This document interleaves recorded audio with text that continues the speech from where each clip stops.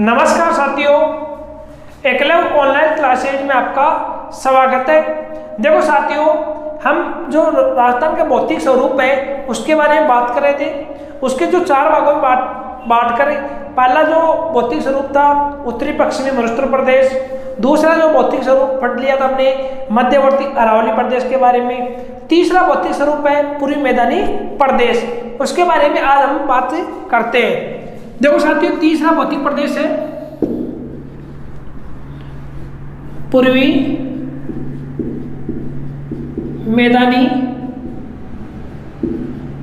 प्रदेश। पूर्वी मैदानी प्रदेश की बात करें, जो अरावली पर्वतमाला है उसके जो पूर्व में जो स्थित भाग है उसे पूर्वी मैदानी प्रदेश कहते हैं।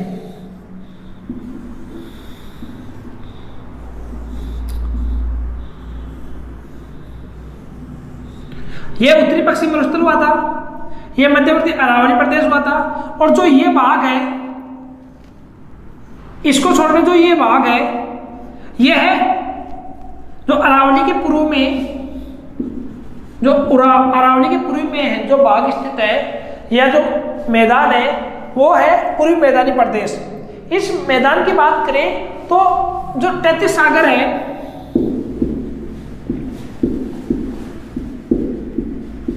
तैतीस सागर का अवशेष माना जाता है। किसका अवशेष माना जाता है? 33 सागर का। हमने बात की थी जो गोंडवाना लैंड की और 33 सागर की। जो उत्तरी पश्चिम मरुस्थल प्रदेश और जो पूर्वी मैदानी प्रदेश है वो 33 सागर के अवशेष है, और जो अरावली पर्वतमाला है और दक्षिण के जो पठारी प्रदेश है वो गोंडवाना प्रदेश के अवशेष माने जाते हैं। इसकी बात करें तो जो जयपुर, कुछ भाग जयपुर का है, दौसा, करौली,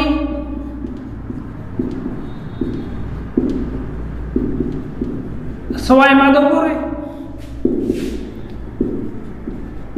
अलवर, भरतपुर, बांसवाड़ा,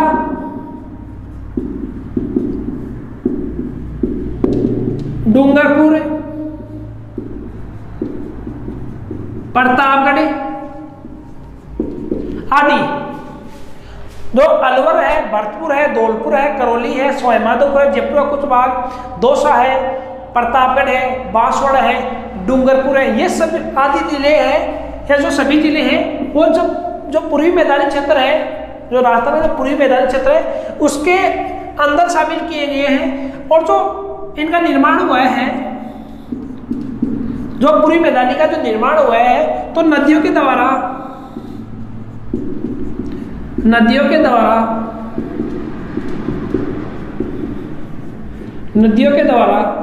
लाई गई मिट्टी या अवसाद से हुआ है। जो पूर्वी मैदान प्रदेश है उसका जो निर्माण हुआ है वो नदियां, जो वर्तमान में जो नदियां बह रही है, चंबल है, बनास है, बाणगंगा है, माई नदी है, इनके द्वारा जो मिट्टी लाई गई है उसके अवसाद मिट्टी से इन प्रदेश का निर्माण हुआ है। आगे बात करें तो जो इसका है क्षेत्रफल की बात करें तो राजस्थान का जो क्षेत्रफल है 3,42,239 वर्ग किलोमीटर है, तो उसका 23% है। कितना प्रतिशत है? 23% क्षेत्रफल है। अगर जनसंख्या की बात करें तो 39%, 39% जनसंख्या की बात करें तो 39% जनसंख्या निवास करती है। या फिर बात करें, इसी की बात करें तो सर्वाधिक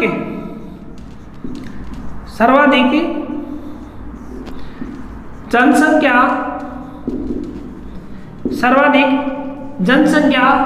घनत्व वाला प्रदेश। बात करें क्षेत्रफल 23%, जनसंख्या 39-39% और सर्वाधिक जनसंख्या घनत्व वाला प्रदेश है। इसके बाद हम बात करें इसके जलवायु की,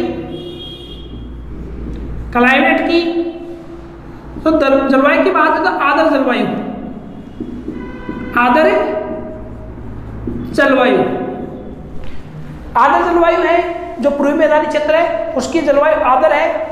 उसके बाद बात की इसकी थी शुष्क, इसकी अर्ध शुष्क या अर्ध आर्द्र या उपाद्र, इसकी आर्द्र है, और जो दक्षिण पूर्वी पठारी प्रदेश इसकी अति आर्द्र है।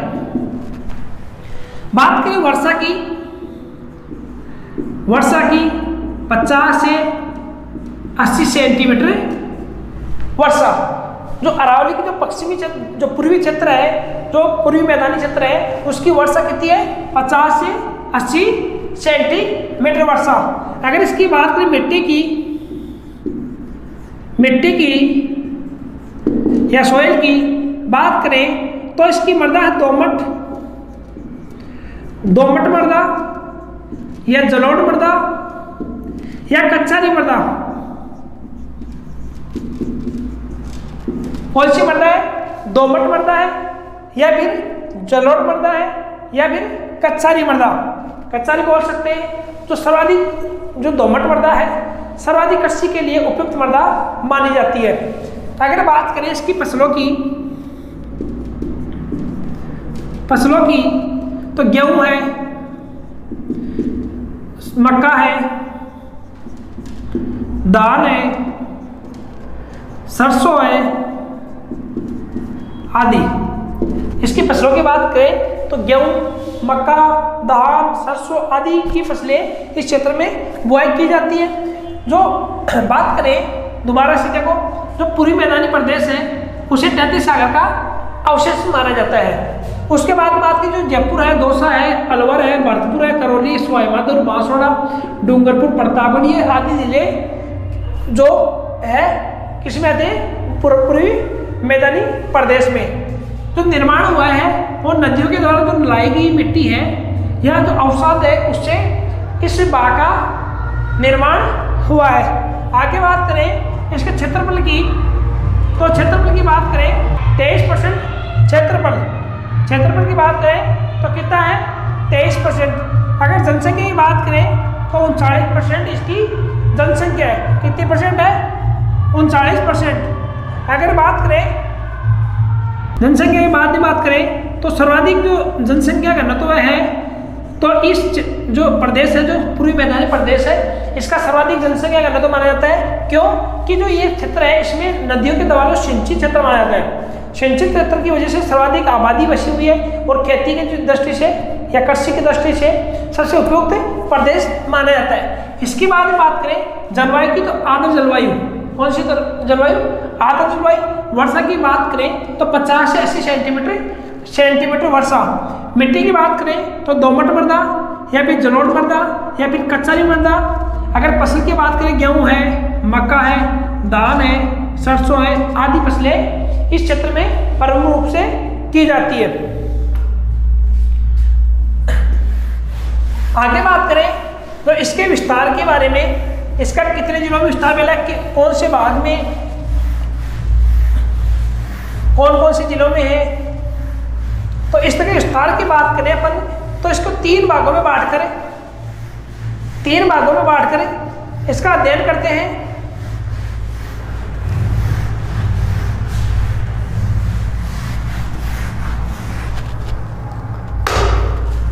अपन इसको अध्ययन के लिए अपन 3 भागों में बांट करें अध्ययन करते हैं। जो पूरी मैदानी क्षेत्र है इसको 3 भागों में बांट कर अध्ययन करते हैं। 3 भागों में बात करें, पहला है माई का मैदान,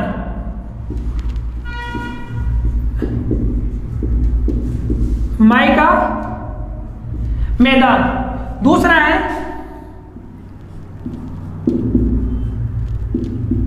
चंबल का मैदान।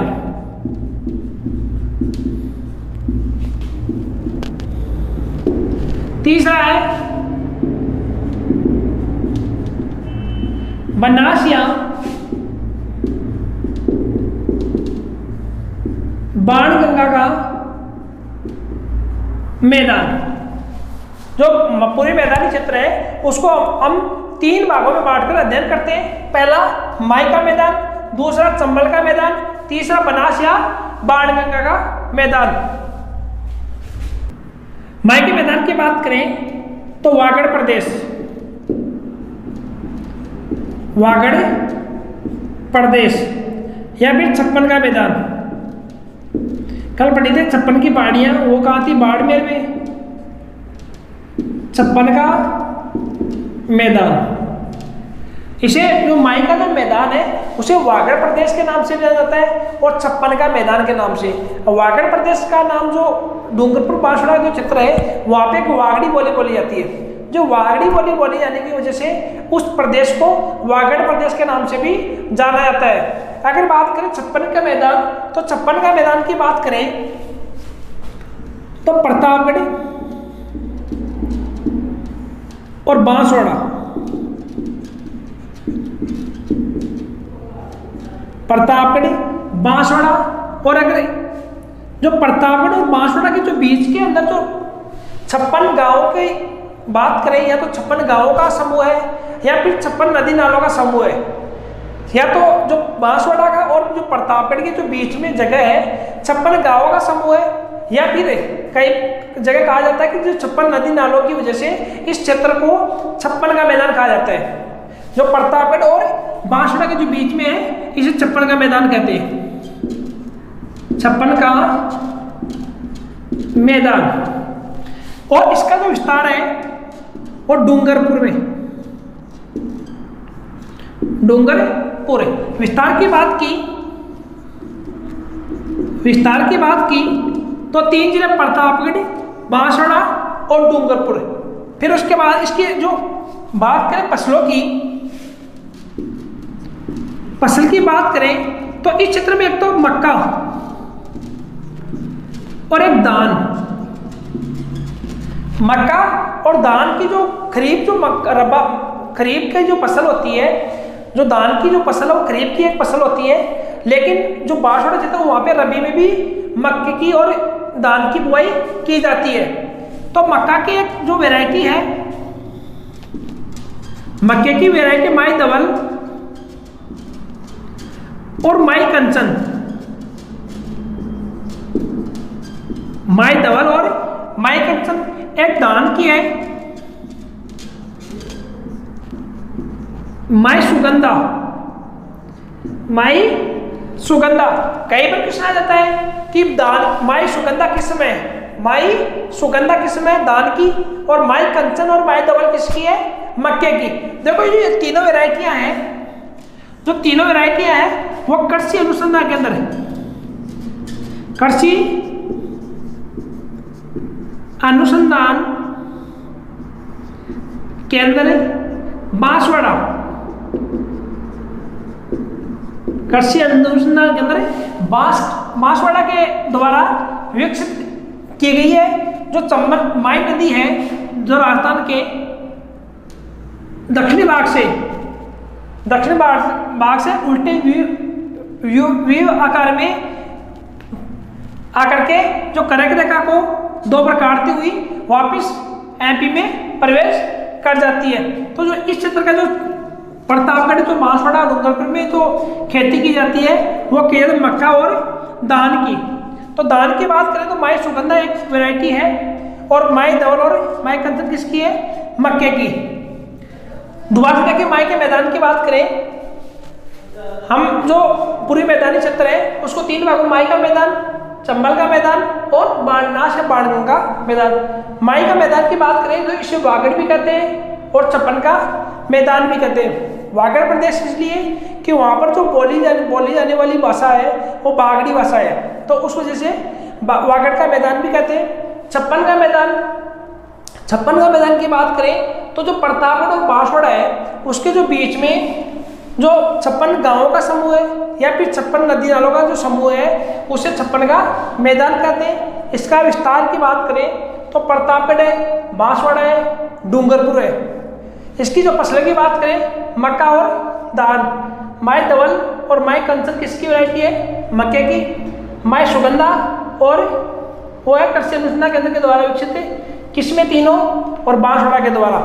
अगर इसकी मिट्टी की बात करें तो जलोढ़ मृदा। इस क्षेत्र की बात करें तो कौन सी मृदा? जलोढ़ मृदा, ये अपना माई का मैदान। इसके बाद हम बात करें चंबल का मैदान की, चंबल का मैदान की, चंबल के मैदान की बात करें तो चंबल का जो मैदान है वो है सवाई माधोपुर,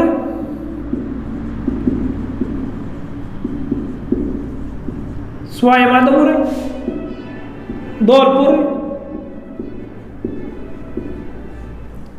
करौली, चित्तौड़ आदि जिले। जो चंबल का जो मैदान चंदन नदी के जो बहने का जो क्षेत्र है वो है चंबल का मैदान। अगर चंबल नदी के मैदान की बात करें तो सर्वाधिक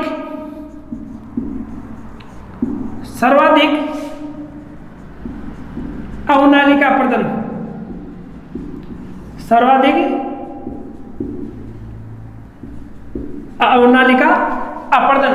जो अवनालिका अपर्दन क्या होता है, देखो एक तो वायु शरण होता है, मृदा शरण होता है। मृदा शरण में मिट्टी के जो कण है एक स्थान से उड़कर या बहकर दूसरे स्थान पर चले जाते हैं। तो जो राजस्थान का जो पश्चिमी क्षेत्र है उसमें सर्वाधिक वायु शरण होता है, वायु के साथ में मिट्टी के कण एक स्थान से उड़ करके दूसरे स्थान पर चले जाते हैं। लेकिन जो चंबल नदी है उसमें जो जल के द्वारा मिट्टी के कण बह करके एक स्थान से दूसरे स्थान पर चले जाते हैं, वो जल शरण कहलाता है। और उसका ही एक रूप है अवनालिका। जो जल शरण है उसके 4 रूप है, एक है बौछार, दूसरा परत, तीसरा है रील और चौथा है अवनालिका। कौन सा है? अवनालिका। जो अगर सबसे पहले वर्षा होती है तो वर्षा की जो बूंदें होती है उसके टकराव से जो मिट्टी के कण छिन्न भिन्न हो जाते हैं वो होता है बौछार। और जो बौछार के बाद कुछ समय बाद एक खेत पर या मृदा पर पानी बढ़ जाता है, एक परत बन जाती है, वो होता है परसरण। और उसके बाद में छोटी छोटी जो नालियां बन जाती है खेत में वो होता है रीलसरण। और उन जो छोटी छोटी नालियां का अगर बड़ा रूप ले लेती है, बड़े बड़े गड्ढे हो जाते हैं, तो वो क्या होता है? अवनालिका।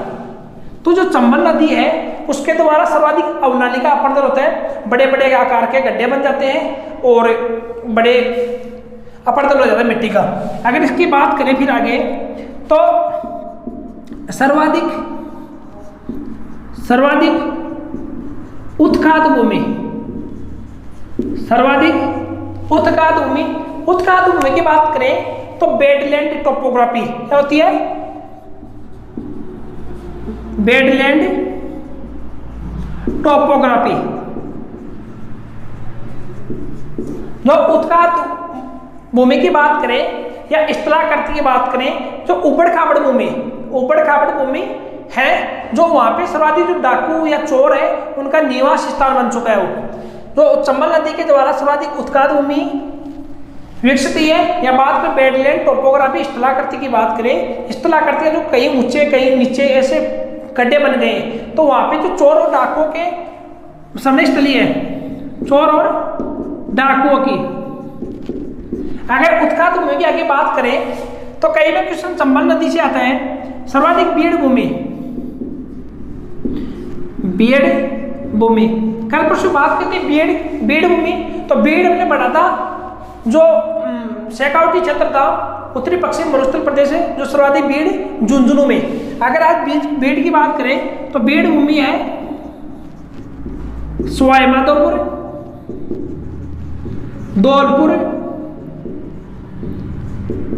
धौलपुर और करौली।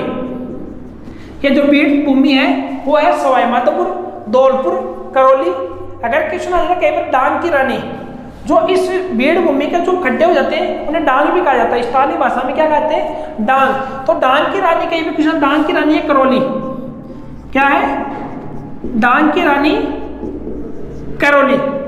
और कई बार क्वेश्चन सर्वाधिक बीड़ भूमि, सर्वाधिक बीड़ भूमि की बात करें तो सर्वाधिक बीड़ भूमि है धौलपुर। कहाँ है? धौलपुर सर्वाधिक बीड़ भूमि। अगर सर्वाधिक की बात करें तो धौलपुर में वैसे बीड़ भूमि सवाई माधोपुर, धौलपुर, करौली तीनों में पाई जाती है। और जो करौली को डांग की रानी भी कहते हैं। दोबारा से देखो, चंबल का जो मैदान है वो सवाई माधोपुर, धौलपुर, करौली, चित्तौड़ आदि जिलों में इसका विस्तार है। आगे बात सर्वाधिक अवनालिकापर्दन, सर्वाधिक अवनालिकापन नदी के जो बहाव क्षेत्र है उसके द्वारा बड़े बड़े खड्डे बन जाते हैं।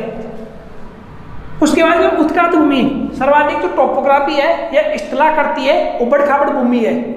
वहाँ पे क्या होता है कि जो चोर और डाकों के द्वारा, चोर और डाकों की जो शरण स्थली बन चुके हैं, जो लुटेरे हैं। उसके बाद जो बीड़ भूमि, बीड़ भूमि की बात करें तो सवाईमाधोपुर, धौलपुर, करौली का क्षेत्र जो बीड़ भूमि है, अगर सर्वाधिक बीड़ की बात करें तो वह है धौलपुर में। कहीं भी कृष्णा डांग की रानी, तो डांग किसे कहते हैं, जो बीड़ भूमि है उन्हीं को स्थानीय भाषा में डांग कहा जाता है, और डांग की रानी है करौली। इसके बाद बात करें, देखो साथियों, 3 भागों में हमने माईपुरी मैदानी क्षेत्र है उसको 3 भागों में बांटा है। पहला माई का मैदान, दूसरा चंबल का मैदान, और तीसरा बनास और बाणगंगा का मैदान। बनास और बाणगंगा का मैदान। जो बनास और बाणगंगा का जो मैदान है उसे हम फिर 2 भागों में बांटकर अध्ययन करते हैं। जो बनास और बाणगंगा का जो मैदान है इसे हम फिर 2 भागों में बांट करके अध्ययन करते हैं। एक है उत्तरी मैदान, उत्तरी मैदान, दूसरा है दक्षिणी मैदान, दूसरा है दक्षिण मैदान। उत्तरी मैदान की बात करें, उत्तरी मैदान को मेवाड़ का मैदान भी कहते हैं। मेवाड़ का मैदान भी कहते हैं। तो उत्तरी जो बनास और बाणगंगा मैदान है उसका 2 भागों में बात कर अध्ययन करते हैं, उत्तरी मैदान और दक्षिणी मैदान। जो उत्तरी मैदान है उसे मेवाड़ का मैदान भी कहते हैं। इसका विस्तार की बात करें, इसके विस्तार की बात करें तो आरबीसी साइंस में चलती है ना, आरबीसी डब्ल्यूबीसी प्लेट्स। तो आर का मतलब होता है राजसमंद। जो मेवाड़ का मैदान है या उत्तरी मैदान है, राजसमंद, भीलवाड़ा और चित्तौड़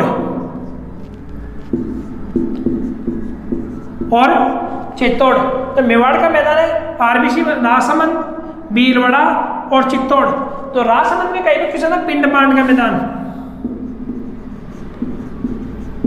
पिंडमांड का मैदान। इसकी मिट्टी की बात करें, इसकी मिट्टी बुरी मिट्टी, बुरी मिट्टी। फिर बात करें दक्षिणी मैदान की तो मालपुरा,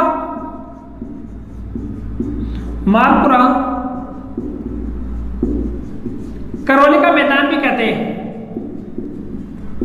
मालपुरा जो दक्षिणी मैदान है उसे मालपुरा करौली का मैदान भी कहते हैं। मालपुरा जो टोंक क्षेत्र है, मालपुरा जो टोंक क्षेत्र है, और करौली का जो मैदान है, दक्षिणी जो मैदान है उसे मालपुरा करौली का मैदान भी कहते हैं। ये जो क्षेत्र है वो है, विस्तार की बात करें, अगर मालपुरा करौली के मैदान के विस्तार की बात करें तो ATM,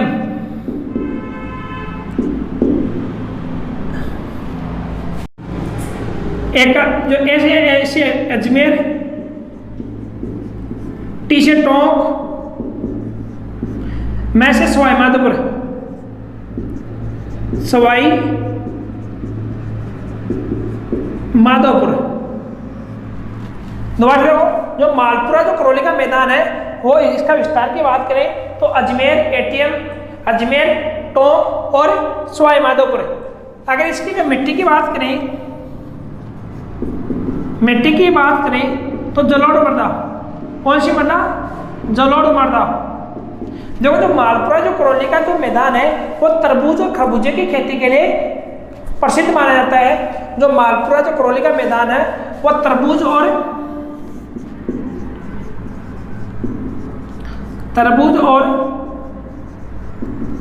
खरबूजे की, जो तरबूज की किस्म है ना, शुगर बेबी, तरबूज और खरबूजे की जो खेती है वो मालपुरा जो करौली का जो मैदान है उस क्षेत्र में प्रसिद्ध है। अगर बात करें बाणगंगा का मैदान, बाणगंगा का मैदान, इसकी बात करें तो सवाई माधोपुर,